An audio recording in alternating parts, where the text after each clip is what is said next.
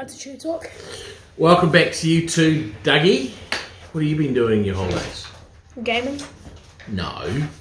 What else have you been doing? Oh, travelling kind of. Fishing. Fishing the Coromandel? Went to see Grandma, Tara. Yeah. And how many race meetings you been to? Too many, can't keep track. 2, yep. 2 meetings. You might be the good luck charm. So should we start? Yeah, let's start. Last week on Friday, Tishu ran 3rd at Tirapa. Yes, she did. Very good third. It was always going to be a bit short for her, and she was fresh up. She got caught 3 wide the trip, which was a bit frustrating, but just kept finding the line. And a fast time, she is spot on for the Guineas races down at Riccarton. Still got the 1,000 and 2,000 Guineas open for her. Her next start likely be in the Soliloquy, but she could run in the Sarton. Very good filly. On Saturday, Stardome ran 3rd at Eagle Farm. Yeah, another super run by him. He's such a good, consistent horse. We'll talk a bit more about him later on. Carrying a massive weight, had to lead. He's uncomfortable leading, fought on really well over 2,400, which is probably at the top of his distance range for another good third. He's going really well. He deserves another one. Yesterday at Ipswich, Sacred Sweet Wine, Wednesday, actually, not yesterday, Wednesday, because it's Friday in the TV world. Oh yeah, well, yeah, Wednesday. Yeah. Sacred Sweet broke through for his maiden win. He's been in great form. All he had was a step up in distance. He was dominant. He will keep improving. The stock of Sacred Falls are going really, really well and getting better and better as they get older. So it was a great one, well deserved. On Sunday we had Shabuya Cossington, who ran a Noble of 4th. She did, and we wanted to mention her because she missed the start, got back, but she ran the fastest last 800 metres of the entire day at Ellerslie. So she's come back super, and she's a horse you just put in your little back pocket, and you just wait to see her racing next time, and have a wee bet on her. Hopefully she draws well, but yeah, $1 each way would be a good bet. Moving on to this week, on Friday at South Canterbury, race 7, we have Sanctify. Yeah, really looking forward to seeing her. I think she can bounce back quickly.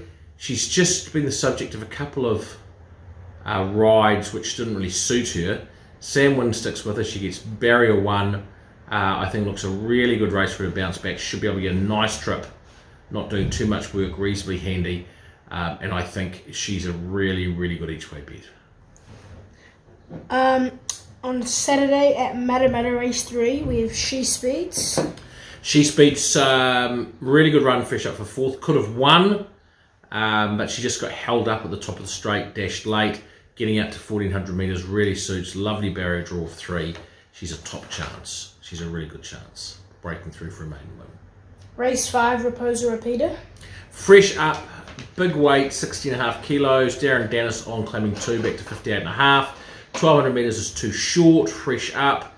He'll settle midfield, possibly just behind it, and he'll be doing his best work late. But it's hard to. He's come up really, really well, but it is hard to see him winning over 1,200 metres with a big weight. Fresh up. Race 6, She's Apples. Come back really well. Trialled up good.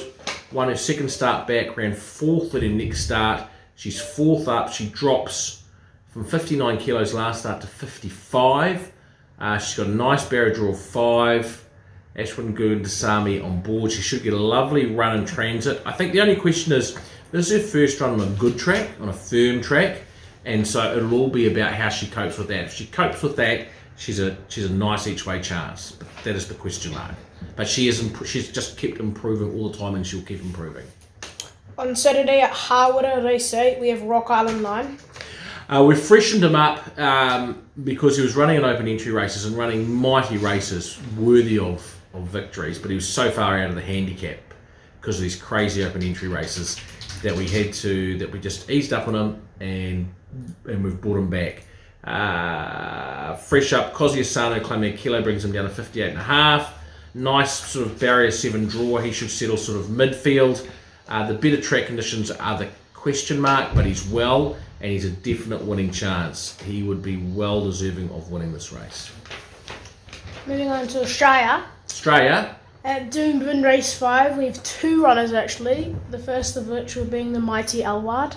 In the Queensland Cup listed race, Mighty Elward won the Toowoomba Cup last start. He's now won over 800,000 New Zealand dollars. He's a wonderful horse. Barrier 1, boom.